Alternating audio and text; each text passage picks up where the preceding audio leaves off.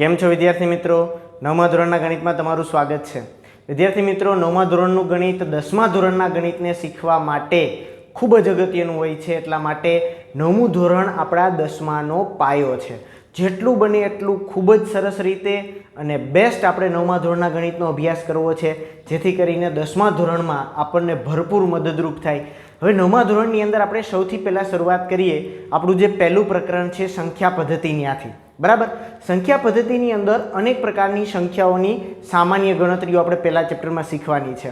પરંતુ સૌથી પહેલાં આપણે આગળના જે ધોરણ છે, એટલે કે 1 થી 8 સુધીના ધોરણ, એની અંદર જેટલે પણ પ્રકારની સંખ્યાઓ શીખી ગયા છીએ એને એકવાર પુનરાવર્તિત કરી લઈએ. ત્યાર પછી આપણે નવમા ધોરણની સંખ્યાઓની અંદર જે દાખલાઓ આપેલા છે એ શીખવાની શરૂઆત કરીશું. ચાલો તો એક વખત આગળની સંખ્યાઓ યાદ કરી લઈએ. ચાલો તો સૌથી પહેલાં આપણે સંખ્યાઓને યાદ કરવાની શરૂઆત કરીએ એકડાઓથી, બરાબર ને? કેટલાક એકડા મેં લખી લીધા છે, 1 2 3 4 5 6 7. તમને પૂછવામાં આવે કે ભાઈ મિત્રો એકડાઓ કેટલા હોય, તો તમે શું જવાબ આપશો? 100 એકડા હોય? હા, તો જવાબ આપણો ખોટો છે, કારણ કે એકડાઓ તો અસંખ્ય હોય છે. તો આપણે અહીં શું લખશું? 3 ટપકા કરી દેશું, જે દર્શાવે છે કે અનંત સુધી આંકડાઓ હાલ્યા જ જાય છે. આપણે આના 2 ભાગ પાડી દીધા હતા, યાદ કરો. 1 3 5 7 આવી બધી સંખ્યાઓને તમે પ્રાથમિકમાં શું શીખ્યા હોય? અયુગ્મ સંખ્યા છે, બરાબર, જેને તમે એકી સંખ્યા કહેતા હોય. હવે આપણે એને અયુગ્મ સંખ્યા તરીકે પણ ઓળખશું. એવી જ રીતે 2 4 6 આ બધી સંખ્યાઓ છે, બરાબર, એને યુગ્મ સંખ્યા એટલે કે બેકી સંખ્યા તરીકે ઓળખવામાં આવે છે. હવે આપણે આ તમામ જે સંખ્યાઓ છે, 1 થી લઈ અને અનંત સુધીની જે આપણે સંખ્યાઓ શીખી ગયા છીએ, એ પૂર્ણ આંકડાઓ જે આપણે શીખી લીધા છે એને આપણે એક પેટીમાં પૂરી દઈએ અને આ પેટીને આપણે નામ આપી દઈએ પ્રાકૃતિક સંખ્યાઓ, બરાબર છે? આ પેટીને આપણે શું નામ આપી દેવાનું છે? પ્રાકૃતિક સંખ્યાઓ. પ્રાકૃતિક સંખ્યાની સંજ્ઞા અહીંયા લખી નાખું છું, n મતલબ નેચરલ નંબર્સ, એટલે કે પ્રાકૃતિક સંખ્યાઓ, બરાબર. પ્રાકૃતિક સંખ્યાઓની અંદર એક વધારાની સંખ્યા ઉમેરી દઉં, 0, બરાબર, એટલે કે 0, અને ફરી પાછી શૂન્યને અને આ પ્રાકૃતિક સંખ્યાના આખા સમૂહને એક પેટીની અંદર મૂકી દઉં, મોટી પેટીમાં. પ્રાકૃતિક સંખ્યાની પેટી કરતાં થોડી મોટી પેટી લઈ લેવાની, બરાબર છે? ચાલો તો હવે એને આપણે શેના તરીકે ઓળખશું? પૂર્ણ સંખ્યા. આ બધી જ સંખ્યાઓને પૂર્ણ સંખ્યા તરીકે ઓળખવામાં આવે છે, જેને W એટલે કે વોલ નંબર્સ તરીકે ઓળખવામાં આવે છે. હજી થોડુંક આગળ વધીએ. માની લ્યો કે આ પૂર્ણ સંખ્યાઓ છે, એની અંદર જો હું હજી વધારે થોડુંક આગળ વધીએ તો ઋણ સંખ્યાઓ ઉમેરી દઉં, બરાબર. ઋણ સંખ્યા એટલે તમને ખબર છે ને, -1 -2 -3 અનંત સુધીની. અને આ બધી સંખ્યાને એટલે કે પૂર્ણ સંખ્યાને અને ઋણ સંખ્યાને એ બધાને લઈને હજી એક મોટી પેટીમાં નાખી દઉં તો હવે એ પેટીને શું નામ આપશું? હવે આપણે એ પેટીનું નામ આપશું પૂર્ણાંક સંખ્યા, બરાબર. ચાલો એ પેટીને આપણે કયા નામ તરીકે ઓળખવાની છે? પૂર્ણાંક સંખ્યાઓ. યાદ રાખજો, આ પેટીનું નામ છે પૂર્ણાંક સંખ્યા, જેને Z તરીકે, બરાબર, એની સંજ્ઞા શું? Z તરીકે ઓળખવાના છે. હવે ત્યાર પછી હજી આગળ વધીએ. માની લો કે આપણે આ સંખ્યાઓની અંદર હજી એક વધારાની સંખ્યા ઉમેરી દીધી, અપૂર્ણાંક. અપૂર્ણાંક સંખ્યા એટલે બાળકો તમને ખબર છે અધૂરા આંકડાઓ જે તમામમાં હોય છે. આપણે સંખ્યા રેખા 6થા ધોરણની અંદર શીખી ગયા હોય તો એની અંદર પૂર્ણાંક સંખ્યાને દર્શાવતા શીખી ગયા હોય. અપૂર્ણાંક સંખ્યા એટલે તો કે અપૂર્ણાંક સંખ્યાને પહેલાં તો યાદ રાખજો, 2 રીતે દર્શાવાય છે. એક તો p ના છેદમાં q એટલે અંશ અને છેદ, અને બીજું દશાંશ એટલે કે દશાંશ ચિહ્નવાળા અપૂર્ણાંક. બંનેના ખાલી દર્શાવવાની રીત અલગ છે. અપૂર્ણાંક તો એકનો એક જ હોય છે. મતલબ માની લો કે તમે અપૂર્ણાંક 1/2 લીધો તો એ જ અપૂર્ણાંકને દશાંશમાં શું લખવાના? 0.5. એવી જ રીતે માની લો કે આપણે અપૂર્ણાંક લીધો 2/5, બરાબર, તો એનું દશાંશમાં મૂલ્ય શું થાય? 0.4. તો આવી રીતે દશાંશ એટલે કે p ના છેદમાં q સ્વરૂપ જ થયું, પરંતુ આપણે એને અલગ અલગ 2 રીતે દર્શાવી શકીએ છીએ. તો આવા જે અપૂર્ણાંક આંકડાઓ છે, એ અપૂર્ણાંક આંકડાને પણ અને પૂર્ણાંક સંખ્યાને પણ આ બંનેને આપણે ભેગા કરી અને જો એક પેટીમાં પૂરી દઈએ તો એ પેટીને આપણે શું નામ આપી શકીએ છીએ? ચાલો આ મોટી પેટી બની ગઈ. આ પેટીનું આપણે નામ શું આપશું? સમય સંખ્યા. યાદ રાખજો, આ પેટીને આપણે સમય સંખ્યા તરીકે ઓળખવાની છે વિદ્યાર્થી મિત્રો. સમય સંખ્યાની સંજ્ઞા ક્યુ છે. બરાબર, સમય સંખ્યાની સંજ્ઞા શું છે? ક્યુ છે.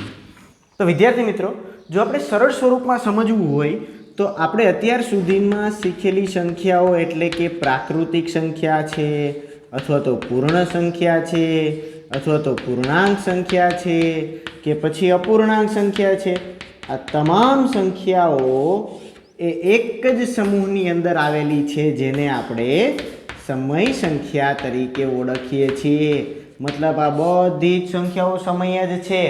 ઇન શોર્ટ, સમય સંખ્યાને કેવી રીતે લખવામાં આવે છે સમજજો. સમય સંખ્યા એટલે એવી તમામ સંખ્યાઓ કે જેને પીના છેદમાં ક્યુ સ્વરૂપમાં દર્શાવી શકાય. પીના છેદમાં ક્યુ સ્વરૂપે દર્શાવી શકાય એવી તમામ સંખ્યાઓને સમય સંખ્યા કહેવાય. પરંતુ સાંભળજો, એટલી એક શરત ખાસ તમારે યાદ રાખવાની છે કે પીના છેદમાં ક્યુ સ્વરૂપે તો દર્શાવી શકાય, પરંતુ જ્યાં ક્યુ ઇઝ નોટ ઇક્વલ ટુ 0, મતલબ શૂન્યતર હોવો જોઈએ. ક્યુ છે એ ક્યારેય શૂન્ય થઈ જવો જોઈએ નહીં. ક્યુ મતલબ છેદ. આપણે અંશ અને છેદ બોલવાને બદલે પીના છેદમાં ક્યુ એમ બોલીએ છીએ. તો ક્યુ છે એ ક્યારેય શૂન્ય ન થવો જોઈએ. એનું કારણ શું વિચારો? કારણ કે આપણે કોઈ દિવસ કોઈ સંખ્યાના છેદમાં શૂન્ય લખતા નથી. જો આપણે કોઈ સંખ્યાના છેદમાં 0 લખીએ તો એક અવ્યાખ્યાયિત પદ બની જાય. કારણ કે આ ચોકનો કટકો છે, આનો હું 1 ભાગ કરી શકું, 2 ભાગ કરી શકું, 3 ભાગ કરી શકું. બરાબર ને? 1 ભાગ તો છે જ, 1 વડે તો અત્યારે ભાગેલો જ છે. પરંતુ તમે વિચારો કે આને 0 કટકા કરી શકાય? ના, કોઈ વસ્તુના ક્યારેય 0 કટકા ન કરી શકાય. કારણ કે તમે 0 કટકો કરો, 0 એટલે કે અતિ સૂક્ષ્મ કટકો કરવા જાઓ તો એનો જવાબ અસંખ્ય એટલે કે અવ્યાખ્યાયિત પદ મળી જાય છે. એટલા માટે આપણે કોઈ પણ સમય સંખ્યાના છેદમાં શૂન્ય નથી લખતા. હવે આપણને વિચાર આવે કે સર, તો 2 સમય સંખ્યા છે.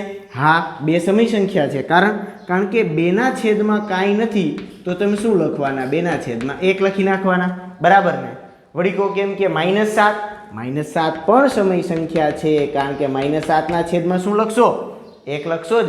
છેદમાં જ્યારે કાંઈ ન હોય ત્યારે પૂર્ણાંક આંકડાઓના છેદમાં 1 તો હોય જ છે. તો વળી કહો કેમ પૂછે? એમ નહીં. 4.6 સમય સંખ્યા છે કે નહીં બતાવો. તો 4.6 ની અંદર આપણને ખબર છે, જો દશાંશમાંથી પીના છેદમાં ક્યુ સ્વરૂપમાં ફેરવવા હોય તો દશાંશ ચિહ્ન પછી જેટલા આંકડા હોય છેદમાં 1 ની પાછળ એટલા મીંડા મૂકી દેવાના. મતલબ 46ના છેદમાં 10 એ પણ સમય સંખ્યા છે. તો આવી રીતે અહીંયા આપેલી કોઈ પણ સંખ્યા એ આપણી સમય સંખ્યા જ છે. એવી જ રીતે જો આપણને શૂન્ય આપેલું હોય અને એમ પૂછવામાં આવે કે સમય છે કે અસમય જણાવો, તો ભાઈ શૂન્યના છેદમાં પણ કાંઈ ન હોય તો 1 તો લખી જ શકાય છે. એટલે પીના છેદમાં ક્યુ સ્વરૂપમાં તો કન્વર્ટ થઈ જ ગયા. એટલા માટે આપણે એવું કહી શકીએ કે શૂન્ય જો એમનેમ આપેલું હોય તો એ અંશમાં જ છે. એટલા માટે એ પણ સમય સંખ્યા છે. બરાબર.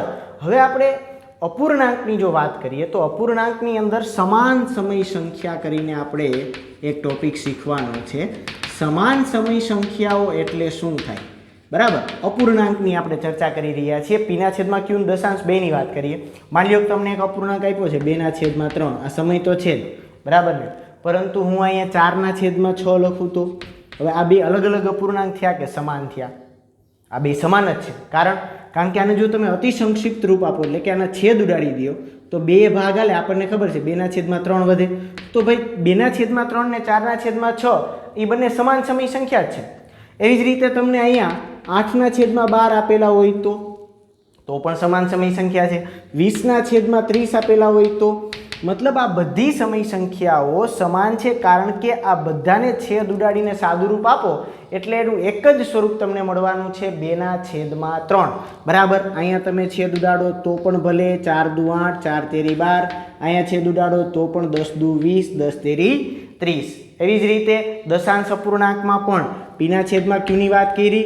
એવી જ રીતે દશાંશમાં પણ યાદ રાખજો. માની લો કે આપણને કોઈ સંખ્યા આપેલી છે 2.5. બરાબર. પછી તમને એમ કે 2.50. આ બે અલગ થયું કે એક સમાન થયું? બોલો. હા, આ બંને એક જ સમાન છે, કારણ કે દશાંશ અપૂર્ણાંકમાં દશાંશ ચિહ્ન પછી આંકડાઓ પૂરા થઈ જાય પછી ગમે એટલા જીરો મૂકો, કાંઈ જ મહત્વ નથી. શું કામે? તો કે આનો અર્થ થાય 25/10, પોઈન્ટ કાઢી નાખો. એટલે જ્યારે આનો અર્થ થાય 250/100, તો આપણને પ્રશ્ન થાય કે સાહેબ તમે તેમ કહો છો કે આ બે સમાન છે, પરંતુ આ બે તો અલગ અલગ નીકળ્યા. પણ જો આપણે અહીંયા એક એક મીંડાનું છેદ ઉડાડી દઈએ તો થઈ ગયા બે એક સમાન. બરાબર ને? હજી તમે આને પણ છેદ ઉડાડીને અતિ સંક્ષિપ્ત રૂપ આપી શકો છો. બરાબર? આ બધાનું અતિ સંક્ષિપ્ત રૂપ તમને શું મળે? તો કે 5 × 5 = 25 ને 5 × 10, એટલે કે બધા 5/2 જ થશે. તમે હજી અહીંયા આવી જ રીતે 2.5 અને 2.50 છે, એમ તમે 2.500 લખી નાખો, અથવા તો તમે 2.5000 લખી નાખો. તમામ દશાંશ અપૂર્ણાંક એક સમાન છે. બરાબર? તો સમાન સમય સંખ્યાઓને આપણને પીના છેદમાં ક્યુ સ્વરૂપમાં અને દશાંશ અપૂર્ણાંકની અંદર ઓળખતા આવડવી જોઈએ. ચાલો હવે આપણે આપણા પાઠ્યપુસ્તકમાં પેજ નંબર 4 ઉપર જે સ્વાધ્યાય 1.1 આપેલ છે ત્યાંથી શરૂઆત કરીએ. પાઠ્યપુસ્તકની અંદર પેજ નંબર 4 ઉપર તમને સ્વાધ્યાય 1.1 આપેલું છે, જેના પહેલા પ્રશ્નમાં આપણને જે પ્રશ્ન પૂછેલો છે એ આપણે અગાઉ શીખી જ લીધો. બરાબર ને? જુઓ, આપણને એવું કહે છે કે શું શૂન્ય એક સમય સંખ્યા છે, અને જો હોય તો પી પૂર્ણાંક તથા ક્યુ શૂન્યતર પૂર્ણાંક માટે એને પીના છેદમાં ક્યુ સ્વરૂપમાં દર્શાવો. હા, આનો જવાબ તો અમને આવડે જ છે. આપણે શું લખવાનું છે કે ભાઈ શૂન્ય એ સમય સંખ્યા છે, અને ચાલો એનું પીના છેદમાં ક્યુ સ્વરૂપ શું લખશું આપણે? પીના છેદમાં ક્યુ સ્વરૂપ. બરાબર? આપણે શું લખશું? શૂન્યના છેદમાં 1. જીરોને ક્યાં લખવાના? અંશમાં, પીની જગ્યાએ, અને છેદમાં કાંઈ ન હોય તો આપણને ખબર છે 1 હોય એટલે ક્યુના સ્થાન ઉપર 1 આવી ગયા. બરાબર? ચાલો બીજા દાખલામાં આગળ વધીએ. બીજો દાખલો શીખતા પહેલાં આપણે એક અગત્યની ચર્ચા કરી લઈએ. આગળના ધોરણની અંદર તમે આ ચર્ચા શીખેલી છે. હું તમને એમ પૂછું કે બે પૂર્ણાંક સંખ્યાની વચ્ચે કેટલી અપૂર્ણાંક સંખ્યા આવેલી હોય, ચાલો એનો જવાબ આપો. તો આપણે 0, 1, 2, 3, 4, 5 આમ સંખ્યા રેખા લઈ લીધી. બરાબર? હવે તમને એમ પૂછવામાં આવે કે 3 ને 4 વચ્ચે કેટલા અપૂર્ણાંક છે, તો તમે શું જવાબ આપશો? આપણે એમ કહીએ કે ચાલો 10 કટકા કરી શકીએ, 10 અપૂર્ણાંક હોય તો હું શું લખું? 3.1, 3.2, 3.3, આમ કરતાં 3.9 અને છેલ્લે 4.0 એટલે 4 આવી જાય. બરાબર? પણ તમે જે વિચારો તો હું 3.1 ના 3.2 ના 10 કટકા કરી નાખું તો 3.1 ના અને 2 ના 10 કટકા કરો હોય તો 3.10 થી લઈને 3.20 સુધી લખી નાખીશ. તો વળી પાછા 3.11, 3.12 આવી રીતે 3.19 અને છેલ્લે મને 3.20 મળી જશે. આમ તમે વિચારો 10 કટકા કરીને માલ્યો કાં તો મારે 10 આંકડા જોતા હતા, મેં 100 કટકા કર્યા હોત તો પણ થઈ શકત. કારણ કે દશાંશ અપૂર્ણાંકની અંદર જ્યારે સંખ્યા પૂરી થઈ જાય, મતલબ દશાંશ ચિહ્ન પછી આંકડા પૂરા થઈ જાય પછી ગમે એટલા જીરો મૂકો એનું કાંઈ જ મહત્વ નથી. બરાબર? એટલે અહીંયા હું 3.1 કહું કે 3.10 કહું કે હજી માની લો કે 3.100 કહી દઉં, આ ત્રણેય આંકડા એક જ સમાન છે. એવી જ રીતે 3.2, 3.20 કે 3.200 કહી દઉં, આ પણ ત્રણેય આંકડા એક જ સમાન છે. યાદ રાખજો, 3.2 પણ કહી શકાય, 20 પણ કહી શકાય અને 200 પણ કહી શકાય. તો 100 કટકા થઈ ગયા. 3.100 અને 3.200 કહી દઉં તો કેટલા કટકા થઈ જશે? 100 કટકા થઈ જશે. આવી રીતે વિદ્યાર્થી મિત્રો આપણે કોઈ બે સંખ્યાની વચ્ચે અસંખ્ય અપૂર્ણાંક મેળવી શકીએ. હવે તમને તો એમ પૂછેલું છે કે 3 અને 4 વચ્ચે માત્ર 6 સમય સંખ્યા લખો, તો આપણે એક જવાબ તો આવી રીતે આપી શકીએ કે નહીં? બરાબર ને? તો આપણે હવે પહેલી રીતે જવાબ લખીએ. બરાબર? રીત 1 આપણે જવાબ લખશું 3.1, 3.2, 3.3, 3.4, 3.5, 3.6. બરાબર ને? થઈ ગઈ 3 અને 4 વચ્ચેની 6 સમય સંખ્યા. આ તો 6 જ છે. હજી જો તમે એમ કહો કે 3 અને 4 વચ્ચેની 50 સમય સંખ્યા લખો તો અમે 50 પણ લખી શકીએ છીએ. તો અમે જવાબ આ રીતે લખશું: 3.01, 3.02, 3.03, એમ કરતાં 3.09, 3.10, 3.11 આયલા જાઓ છેક 3.50 સુધી આપણે આંકડાઓ લખી નાખવાના. તો એ આપણા જવાબ થઈ ગયા. બરાબર ને? હવે આપણે બીજી રીતે પણ બે સંખ્યા વચ્ચેની સમય સંખ્યા ગોતતા શીખી લઈએ. 3 અને 4 વચ્ચેની 6 સમય સંખ્યા શોધવા માટેની જે બીજી રીત છે એ રીત મધ્ય કિંમતની રીત છે મિત્રો. મધ્ય કિંમતની રીત એટલે શું? મધ્ય કિંમત મેળવવી મતલબ યાદ રાખજો, તમે કોઈ પણ બે સંખ્યાની મધ્ય કિંમત મેળવી શકો છો. એના માટે માત્ર એટલું કરવાનું કે એ બે સંખ્યાનો સરવાળો કરી એને 2 વડે ભાગી નાખવાના, મતલબ તમે એ બે સંખ્યાની વચ્ચોવચ આવી જાઓ, બરાબર. તો 3 નો 4 નો સરવાળો કરીને 2 વડે ભાગો તો 7/2 થઈ જાય. આ પેલી આપણને સંખ્યા મળી ગઈ જે 3 ની 4 ની વચ્ચે છે. હું અહીંયા 3 લખી નાખું એટલે 4 લખી નાખું તો 7/2 છે એ 3 ની 4 ની એક્ઝેક્ટ વચ્ચે છે, એટલે એ 3 અને 4 વચ્ચેની સમય સંખ્યા થઈ ગઈ. હવે બીજી જો જોતી હોય તો બીજી સમય સંખ્યા માટે હું એવું પણ કરી શકું, 3 અને 7/2 નો સરવાળો કરીને 2 વડે ભાગી નાખું તો પણ ચાલે, કારણ કે 3 અને 7/2 નો સરવાળો કરીને 2 વડે ભાગીશ તો એની વચ્ચેની મધ્ય કિંમત મને મળશે, જે આમ તો 3 ની 4 ની વચ્ચે જ છે, બરાબર ને. તો હવે 3 અને 7 નો સરવાળો કરીને આપણે એને 2 વડે ભાગીએ તો 3 + 7/2 કેટલા થાય એ તમારે રફકામની અંદર મેળવી લેવાના, બરાબર. તમે એના માટે રફકામ કરો તો 3 + 7/2 એટલે 3 દુ 6 + 7/2 એટલે 13/2 થઈ જાય, બરાબર. એક પૂર્ણાંક અને એક અપૂર્ણાંક હોય ત્યારે સરવાળા બાદબાકી ખૂબ સરળ છે. અપૂર્ણાંકના છેદને પૂર્ણાંક હારે ગુણી નાખવાનો, અહીં લખી નાખવાનો. આ છેદને લઈને મેં તઈને હારે ગુણી નાખ્યા, 3 દુ 6, પછી નિશાની એમનો, ઉપરનો અંશ એમનો, અને આ 2 ને આખાઈના છેદમાં લખી નાખવાના. તો જવાબ શું આવશે તો કે 13/2. પરંતુ હજી આ બધાના છેદમાં 2 પડ્યા છે એ યાદ હોવું જોઈએ. હવે એ 2 ના છેદમાં કાંઈ ન હોય તો 1 હોય, બરાબર ને. એને આપણે ભાગાકારમાંથી ગુણાકારમાં લઈ લઈએ તો એના અંશ છેદ છે એ કંઈક આવી રીતે ઉલટા થઈ જશે, અંશનો ગુણાકાર અંશમાં અને છેદનો ગુણાકાર છેદમાં. તો આપણને જવાબ મળ્યો 13/4. તો આપણને અહીંયા એક સંખ્યા મળી ગઈ 13/4. એવી જ રીતે હજી આપણે આગળ વધીએ. માની લો કે આપણે ત્રીજી સંખ્યા જોઈ છે, તો આપણે શું કરવાનું, 7/2 અને 4 નો સરવાળો કરીને એને 2 વડે ભાગી નાખવાના. તો 7/2 નો 4 નો સરવાળો કરો તો 4 નો 2 નો ગુણાકાર કેટલો થઈ જાય, 8 થઈ જાય, બરાબર. આવી રીતે રફમાં જઈને પાછો હિસાબ કરી લ્યો તો 2 નો 4 નો ગુણાકાર થશે 8/2 એટલે 15/2 મળ્યા. તો આપણે શું કરવાનું, 15/2 તો લખી લીધા, પરંતુ આખાઈના છેદમાં હજી આ 2 છે ભૂલાવા જોઈએ નહીં. તો એ 2 ના છેદમાં કાંઈ નથી તો 1 હોય. હવે એને ગુણાકારમાં લઈ આવો તો 15/2 અને 1/2, અંશનો ગુણાકાર અંશમાં, છેદનો ગુણાકાર છેદમાં. જવાબ આવ્યો 15/4. એવી જ રીતે હજી તમે અહીંયાથી કોઈ પણ 2 સંખ્યાનો સરવાળો કરી અને 2 વડે ભાગો એટલે એ 2 ની વચ્ચેની સંખ્યા મળશે, જે ઓલ ઓવર તો 3 અને 4 ની વચ્ચે જ છે, બરાબર. માની લો કે હજી આપણે આગળ દાખલો ગણીએ. આપણે શું કરીએ, હજુ પહેલે 13/4 ને 7/2 નો ભાગાકાર કરી નાખીએ, સરવાળો કરીને 2 વડે ભાગાકાર કરી નાખીએ. તો મેં આખાઈને અહીંયા છેદમાં 2 વડે ભાગી નાખ્યા, બરાબર. હવે તમારે શું કરવાનું, 13/4 ને 7/2 નો જવાબ રફમાં મેળવી લેવાનો. અપૂર્ણાંકના સરવાળા બાદબાકી આવડવા જરૂરી છે, બરાબર. તમે લોકો પ્રાથમિકની અંદર શીખી ગયા હોય 13/4 + 7/2. જો ન આવડતા હોય તો જોઈ લ્યો. 4 નો 2 નો લસા લઈ લેવાનો, 4 નો 2 નો લસા કેટલો થાય, 4 થાય. તો હું શું કરીશ, 2 ને ઉપર અંશમાં 4 વડે ગુણી નાખું. હવે છેદ ઉડાડી દો, 4 × 1 = 4, 2 × 4. અહીંયા શું કરવાનું, આખાઈના છેદમાં લસા લખી નાખવાનો, બરાબર. એક વખત લસા અહીંયા ઉપર 2 વાર લખવાનો 2 જગ્યાએ ને એકવાર અહીં છેદમાં લખી લેવાનો, પછી છેદ ઉડાડો, 4 × 1 = 4, અહીંયા 2 × 4 થઈ ગયા. હવે જે જવાબ વધે એને 13 સાથે ગુણાકાર, 13 × 1 = 13. એવી જ રીતે 7 × 2 = 14. તો 13 નો 14 નો સરવાળો કેટલો થઈ જાય, 27/4. તો 27/4 તો આપણને મળી ગયા, પરંતુ અહીંયા આપણા આખાઈના છેદમાં જે 2 તો પડ્યા છે એ તો રહેવાના જ છે. એને વળી આપણે ભાગાકારમાંથી ગુણાકારમાં લઈ આવીએ તો 27/4 × 1/2. છેદ ઉડતા નથી એટલે અંશનો ગુણાકાર અંશમાં અને છેદનો ગુણાકાર છેદમાં. તો 27/8 મળી ગયા. આવી જ રીતે હજી 7/2 અને 15/4 નો સરવાળો કરીને 2 વડે ભાગી શકાય, અથવા તો કોઈ પણ 2 નો 3 અને 15/4 નો સરવાળો કરીને 2 વડે ભાગો તો પણ ચાલે, બરાબર. મતલબ અસંખ્ય એ 2 વચ્ચે જે કોઈ સંખ્યા મળવાની છે 3 ની 4 ની વચ્ચે તો હશે જ.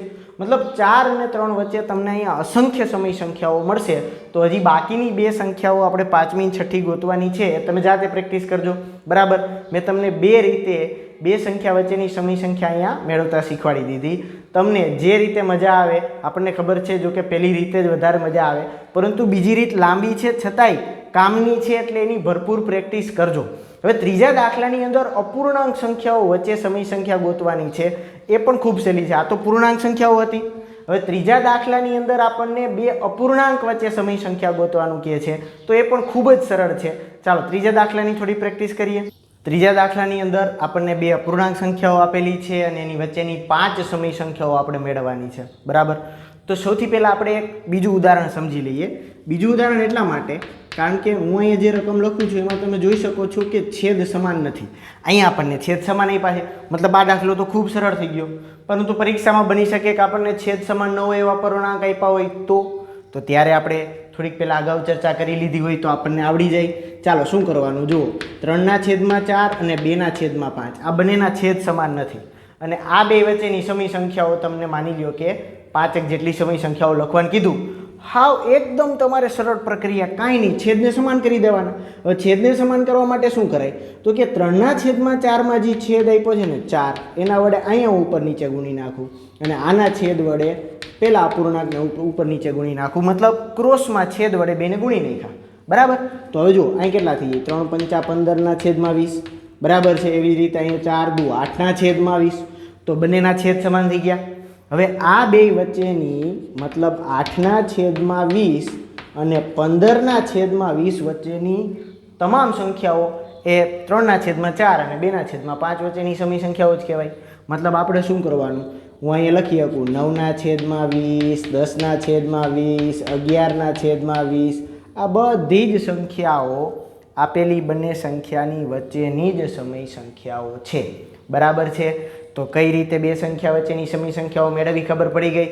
હવે માની લો કે આ તો 8 અને 15ની વચ્ચે 7 જેટલા આંકડાનો જ ગાળો છે અને તમને પરીક્ષામાં 10 સંખ્યા પૂછી હોય તો કાંઈ નહીં કરવાનું, હજી ગાળો વધારવા માટે ઉપર નીચે વધારાના 10 વડે ગુણી નાખવાના, બરાબર ને. તો 150/200 અને 80/200, હવે 70નો ગાળો થઈ ગયો. હવે બે સંખ્યાઓ તમને બે વચ્ચેની સંખ્યાઓ કીધી હોય તો તમે 81/200, 82/200, 83/200, આમ ઠેઠ 149/200 સુધી લખી શકશો, બરાબર છે. તો ખૂબ જ સહેલી પ્રક્રિયા છે વિદ્યાર્થી મિત્રો. આપણા મૂળ દાખલામાં આવી જાઓ. આપણા મૂળ દાખલાની અંદર 3/5 અને 4/5 વચ્ચે 5 સમય સંખ્યા કીધી છે. હવે તમે જોઈ શકો છો કે અહીંયા છેદ તો સમાન જ છે, બરાબર છે. તો આપણને આ બે વચ્ચેની સમય સંખ્યા લખવાની કહે તો 3 અને 4 વચ્ચેની લખવા થાય, પરંતુ 3 અને 4 વચ્ચે તો કોઈ આંકડા છે જ નહીં. તો હું શું કરીશ, હમણાં જ મેં કીધું તે પ્રમાણે કે વચ્ચે અહીંયા ગાળો બનાવવો પડશે, તો ઉપર નીચે 10 વડે ગુણી નાખ્યા, તો 30/50 અને 40/50 થઈ ગયા. ચાલો હવે આપણે આ બંને વચ્ચેની સમય સંખ્યાઓ લખવી હોય તો કઈ રીતે લખી શકીએ, તો એના માટે આપણે આવી રીતે જવાબ આપી દેવાનો. 31/50, 32/50, 33/50, 34/50 અને 35/50. તો બે અપૂર્ણાંક સંખ્યાઓ વચ્ચેની સમય સંખ્યાઓ મેળવવી ખૂબ જ સરળ પ્રક્રિયા છે, બરાબર. કાંઈ નહીં કરવાનું, બંનેના છેદ સમાન ન હોય તો છેદ સમાન કરો, અને જો વચ્ચે જગ્યા ન હોય 3 અને 4 વચ્ચે તો કોઈ આંકડા છે નહીં, તો ગાળો વધારવા માટે 10 વડે ઉપર ગુણીને જ જાઓ, બરાબર. જો તમને છેદ સમાન આપ્યો હોય તો તમારે આવી રીતે આડાવડા છેદ વડે અંશ છેદમાં ગુણવાની જરૂરી નથી, ડાયરેક્ટ 10 વડે ગુણી નાખો, ગાળો વધી જશે, જેટલી સંખ્યા પૂછી હોય એટલી લખી શકશો, બરાબર. હવે ચોથા પ્રશ્નની અંદર આપણને કેટલાક વિધાન આપેલા છે, એ સત્ય છે કે અસત્ય જણાવવાનું છે, અને જો અસત્ય હોય તો એનું કારણ આપવાનું છે. ચાલો પહેલા વિધાનની વાત કરીએ તો પહેલા વિધાનમાં એવું કહે છે કે પ્રાકૃતિક સંખ્યાઓ પૂર્ણ સંખ્યા છે. સાચી વાત છે, કારણ કે 1 2 3 4 5 6 અનંત સુધીની પ્રાકૃતિક સંખ્યા છે એ બધી પૂર્ણ સંખ્યામાં હોય, બરાબર ને. પૂર્ણ સંખ્યા 0 થી સ્ટાર્ટ થઈ જાય, એટલે પહેલું વિધાન સત્ય છે. બીજા વિધાનમાં એવું કહે છે કે દરેક પૂર્ણાંક એ પૂર્ણ સંખ્યા છે, તો એ વિધાન ખોટું પડશે. કારણ કે પૂર્ણાંકની અંદર તો બધી પ્રાકૃતિક, 0, ઋણ બધી સંખ્યા આવે, જ્યારે પૂર્ણમાં તો માત્ર શૂન્ય અને ધન સંખ્યા જ આવવાની છે. તો ઋણ સંખ્યાઓ એ પૂર્ણાંક હોવા છતાં પૂર્ણ સંખ્યામાં આવતી નથી, એટલા માટે આપણે કારણ આપી શકીએ કે ભાઈ વિધાન અસત્ય છે, કારણ કે ઋણ સંખ્યાઓ પૂર્ણ સંખ્યા નથી. ત્યાર પછી ત્રીજા વિધાનમાં એવું કહે છે કે દરેક સમય સંખ્યાઓ પણ પૂર્ણ સંખ્યા છે. ચાલો એ વિધાન કેવું છે? હા, એ વિધાન પણ અસત્ય છે, કારણ કે સમય સંખ્યામાં તો અપૂર્ણાંક, ઋણ સંખ્યા, ઘણી બધી સંખ્યાઓ છે જે પૂર્ણ સંખ્યામાં નથી. -2/5 સમય છે પરંતુ પૂર્ણ નથી. 3/10 હોય કે -9 હોય, આ બધી સંખ્યા અપૂર્ણાંક ને ઋણ સંખ્યામાં આવે છે પરંતુ એ પૂર્ણ સંખ્યામાં આવતી નથી, એટલે ત્રીજું વિધાન ખોટું છે. વિદ્યાર્થી મિત્રો, ચાલો હવે આગળના લેક્ચરથી વધારે અભ્યાસ આગળ વધારશું.